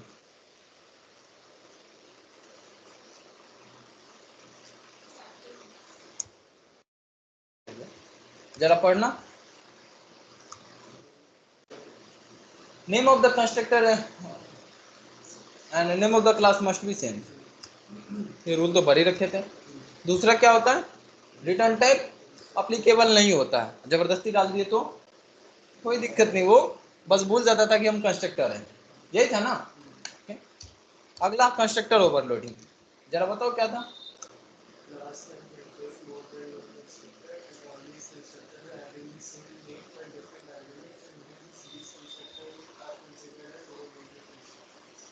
क्लियर है? बताना पड़ेगा फिर से? नहीं बताना चाहिए। तो आगे बढ़ जाते हैं, ये रहने दो। डिफॉल्ट कंस्ट्रक्टर पढ़ना,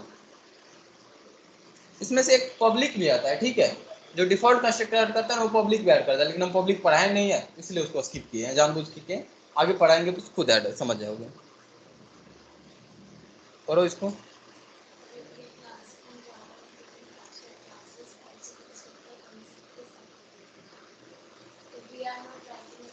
थोड़ा जोर से। For every class in Java, including abstract classes. Abstract class नहीं पढ़े तो इसको स्किप करना, बस जो आगे का लाइन है वो पढ़ना। For every class in Java including को छोड़ो, कंस्ट्रक्टर कंसेप्ट इज एप्लीकेबल, ठीक है। आगे पढ़ना दूसरा line. If we are not writing at least one constructor, then compiler will generate default constructor. Compiler generate कर रहा था, बिल्कुल कर रहा था, ये भी क्लियर है। अगला line. If we are writing at least one constructor, then compiler won't generate any default constructor. Hence, every class contains either compiler generated constructor or programmer written constructor. Clear हुआ? कोई भी क्लास हो जावा के अंदर में constructor होगा ही होगा, चाहे वो हम डिक्लेयर करें या कंपाइलर जनरेट करके दे, रहेगा तो जरूर, लेकिन दोनों नहीं होगा, ये भी ध्यान रखना। दोनों नहीं हो सकता, कोई एक ही हो, ठीक है। सुपर और दिस समझ आ चुका था, बहुत अच्छा। एक बार फिर से डिस्कस कर ले, क्या था ये सुपर और दिस? पहला कंपटीशन, हम रहेंगे तो फर्स्ट लाइन में ही रहेंगे, नहीं तो दूसरा तो सवाल ही नहीं होता है, ठीक है। ओनली फर्स्ट लाइन, ठीक है, ये क्लियर है। अच्छा, एक ही होगा, दोनों नहीं होगा, क्यों नहीं होगा? क्लियर है, दोनों नहीं हो सकता। सिर्फ और सिर्फ इसको कहाँ लिख सकते हैं? कंस्ट्रक्टर के अंदर में, ठीक है। किसके लिए यूज करते हैं? किसी दूसरे कंस्ट्रक्टर को कॉल करने के लिए। और दिस का क्या काम होता था? एक क्लास को दूसरे एक क्लास के अंदर में एक कंस्ट्रक्टर से दूसरे कंस्ट्रक्टर को कॉल करने के लिए। और सुपर का क्या यूज होता था? पेरेंट्स के कंस्ट्रक्टर को कॉल करने के लिए। क्लियर है? कितना टाइम हुआ? 5 मिनट लगेगा हमको इंस्टेंस ब्लॉक खत्म करने में, उसको भी खत्म कर देते हैं, कंस्ट्रक्टर टॉपिक खत्म हो जाएगा, ठीक है। कोई दिक्कत तो नहीं ना? इंस्टेंस ब्लॉक को भी लेके आ ही जाते हैं अब यहाँ पे, ये भेज दिया ना। पेरेंट्स को हटा दो,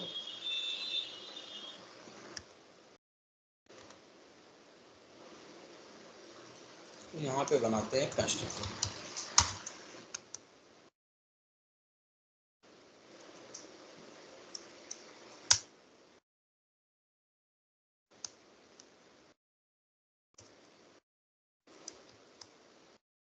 इंस्टेंस, ठीक है। रन कर रहे थे तो दोनों हो रहा था, कौन सा पहले? इंस्टेंस ब्लॉक, और कौन सा बाद में? कंस्ट्रक्टर। कंस्ट्रक्टर को तो खूब अच्छे से जान गए, अच्छे से जान गए ना, कोई दिक्कत तो नहीं। कहीं मिलेगा तो पहचान जाओगे ना, वैसे मिलेगा नहीं, मिलेगा तो पहचान जाओगे ना। इंस्टेंस ब्लॉक को भी अच्छे से जान चुके थे, बस कंपेयर करना दोनों को बाकी रह गया था। कर लेते हैं कंपेयर, उसमें क्या। इंस्टेंस ब्लॉक और कंस्ट्रक्टर अगर दोनों एक साथ टकराया तो कौन कॉल होगा पहले? Instance block. एक डिफरेंस क्लियर है, लेकिन दोनों एक ही बार कॉल होता था ना ऑब्जेक्ट क्रिएशन के समय में। देखो, कंस्ट्रक्टर का यूज करते थे हम लोग किसके लिए? ऑब्जेक्ट को इनिशियलाइज करने के लिए, वेरिएबल्स को इनिशियलाइज के लिए। लेकिन कंस्ट्रक्टर इंस्टेंस ब्लॉक का किस लिए यूज करते हैं? तो उसको समझने के लिए हम क्या करते हैं, इसके अंदर में एक और कंस्ट्रक्टर डिफाइन कर देते हैं। सपोज करो आर्गुमेंट्स कंस्ट्रक्टर हो गया, ये आर्गुमेंट कंस्ट्रक्टर हो गया ना,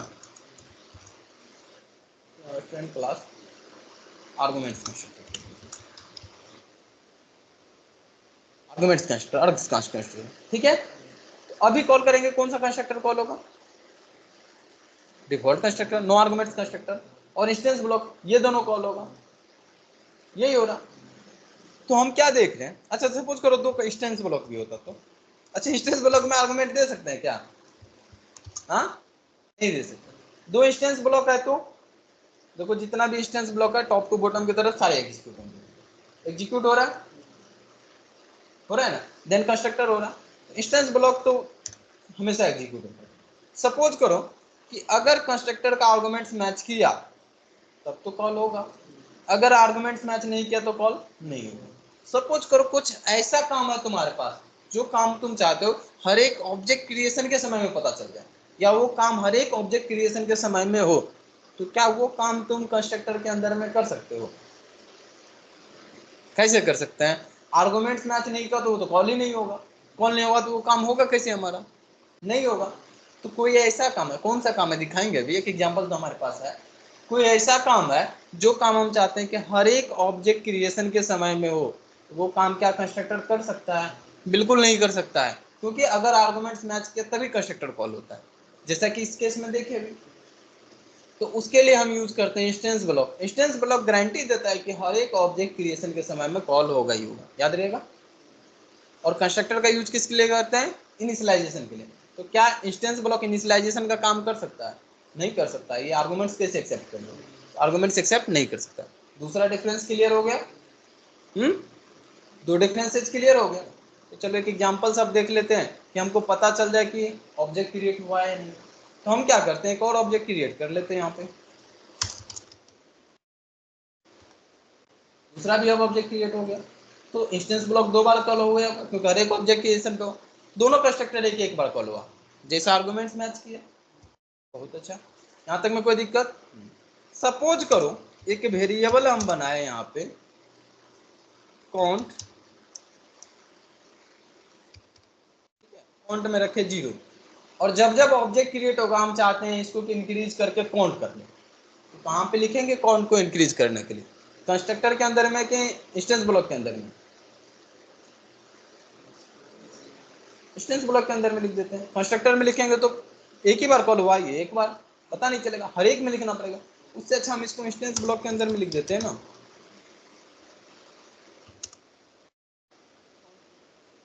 और बोलते हैं एक एक इंक्रीमेंट भी करना। कैसे करेगा एक एक इंक्रीमेंट? प्लस प्लस कर दे। अच्छा, प्लस प्लस पहले करे कि बाद में करे? फर्क पड़ता है ना, किधर करे ये बताओ, पहले की बाद में?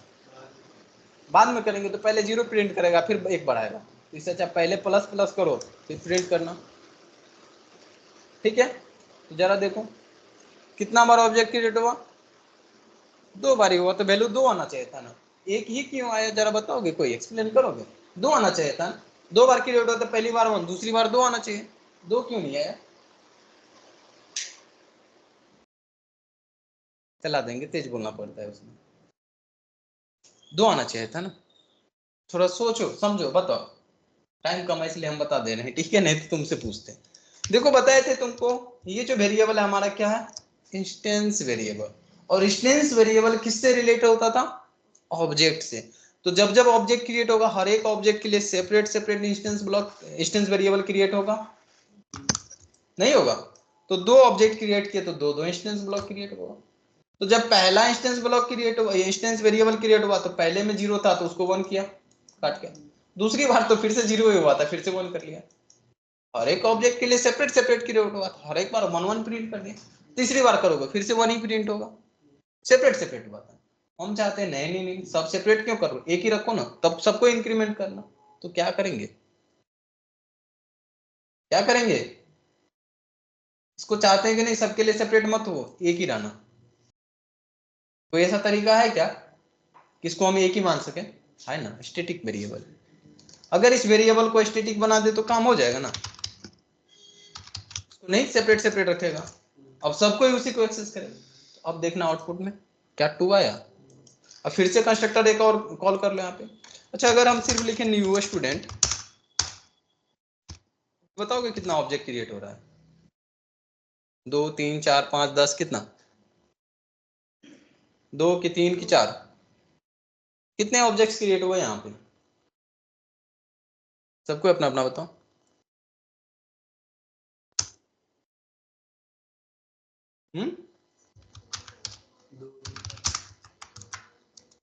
बताओ, और कंफ्यूज कर देते हैं जब कंफ्यूज हो ही रहे थे तो। 2, कितना? 2। हम थोड़ा चेंज कर ले अपना वैल्यू, हम बता रहे हैं कि 4 होगा। कितना? 4। कैसे पता? हम कहाँ बता रहे, ये बोल रहा है ना, देखो तो आउटपुट में कितना आया? 4।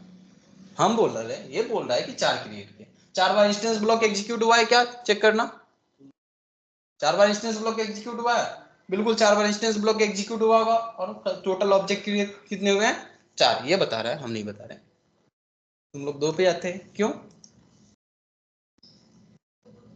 4 क्रिएट हुआ, बता रहा है ना वो, हम काउंट किए थे ना, 4 बताया इसने, तो 4 कैसे हो गया? क्रिएट तुम 2 ही किए। तुम शायद भूल गए, हम एक कीवर्ड बताए थे न्यू, काम क्या था उसका? ऑब्जेक्ट क्रिएट करना। ये जो तुम डिक्लेयर करते थे इसका तो काम था वेरिएबल्स को बस डिक्लेयर कर देना। क्रिएट कौन करता था? न्यू। और ये भी बताए थे कि जब जब न्यू आएगा तब तब ऑब्जेक्ट क्रिएट होगा। तो कितना बार न्यू आया? 4 बार, तो 4 ऑब्जेक्ट क्रिएट हुआ होगा। उसको रेफरेंस किया S1 ने, S2 ने, इसको किसी ने नहीं किया, कोई दिक्कत नहीं, ऑब्जेक्ट तो क्रिएट हुआ ना, किसी ने नहीं किया, कोई नहीं पूछ रहा है, कोई दिक्कत नहीं, क्रिएट तो होगा। फिर बोला कि S1 ने उसको पकड़ा, तो इंटरनली क्या क्या होगा उसको देखो। पहला लाइन पे एक ऑब्जेक्ट क्रिएट हुआ जिसको S1 ने होल्ड किया, ठीक है, सारा चीज एग्जीक्यूट हो गया एक बार, इंस्टेंस ब्लॉक भी और कंस्ट्रक्टर भी, ऑब्जेक्ट में एक बार प्रिंट होगा, काउंट का वैल्यू 1 होगा, काउंट में भी 1 होगा। दूसरा जैसे ही क्रिएट किए, आर्गुमेंट्स वाली कंस्ट्रक्टर कॉल हुआ, एक ऑब्जेक्ट नया क्रिएट हुआ, इसको इसने होल्ड किया। तुम लोग यहीं पे पूछते कि 2 ही क्रिएट हुआ, लेकिन नहीं, तीसरा जैसे ही न्यू कीवर्ड आया, तीसरा ऑब्जेक्ट फिर से क्रिएट हुआ। बोलोगे इसका होल्ड कौन किया? इसका रेफरेंस कोई नहीं किया, क्रिएट तो हुआ, कोई नहीं किया, नहीं किया तो कोई दिक्कत नहीं, घूम रहा है अपना, क्रिएट हो चुका है लेकिन, ठीक है। अब जब ऑब्जेक्ट क्रिएट हुआ, इंस्टेंस ब्लॉक तो कॉल होगा ही, तो कॉल हो गया, कंस्ट्रक्टर तो कॉल होगा ही, वो हो चुका है। चौथी बार बोले कि एक ऑब्जेक्ट फिर से क्रिएट करो, न्यू कीवर्ड आया, ऑब्जेक्ट क्रिएट हुआ, बोले ठीक है कर देते हैं फिर से ऑब्जेक्ट क्रिएट। 4 बार ही हुआ। हम बोले कि S1 ने क्या किया था कि S1 हम पहले ही डिक्लेयर किया था, कर रखा। S1 किसको होल्ड किया है? ये पहले जो ऑब्जेक्ट क्रिएट हुआ था इसको होल्ड कर रखा है। बोले उसको छोड़ दो, अब तुम इसको पकड़ो जो भी क्रिएट हुआ, तो उसको छोड़ दिया, वो भी अब अपना खुला घूम रहा है, इसको भी छोड़ चुका है। किसको पकड़ लिया इसने? इसको पकड़ लिया जो नया क्रिएट हुआ। तो टोटल कितना क्रिएट हुआ? 4। क्लियर है? तो जब भी न्यू कीवर्ड यूज करेंगे ऑब्जेक्ट्स क्रिएट होंगे, याद रखना इसको। समझ आया इंस्टेंस ब्लॉक और कंस्ट्रक्टर में क्या डिफरेंस है? अच्छा, अगर ऑब्जेक्ट काउंट करना होता हमें तो क्या ये कंस्ट्रक्टर कर सकता था? नहीं, मुश्किल था, क्योंकि हर बार अलग अलग कंस्ट्रक्टर्स कॉल होते हैं। एक काम करना होगा, काउंट को सब कंस्ट्रक्टर के अंदर में डाल दो, उससे बेहतर है कि हम इंस्टेंस ब्लॉक बनाए उसके अंदर में डाल दिए। आया समझ? तो अब इसको भी पढ़ के खत्म कर दो, जल्दी से पढ़ो इसको, जल्दी खत्म करो। Both instance block and constructor will be executed automatically for every object creation, but instant block first followed by constructor. Clear? दूसरा line, The main objective of constructor is to perform initialization of an object.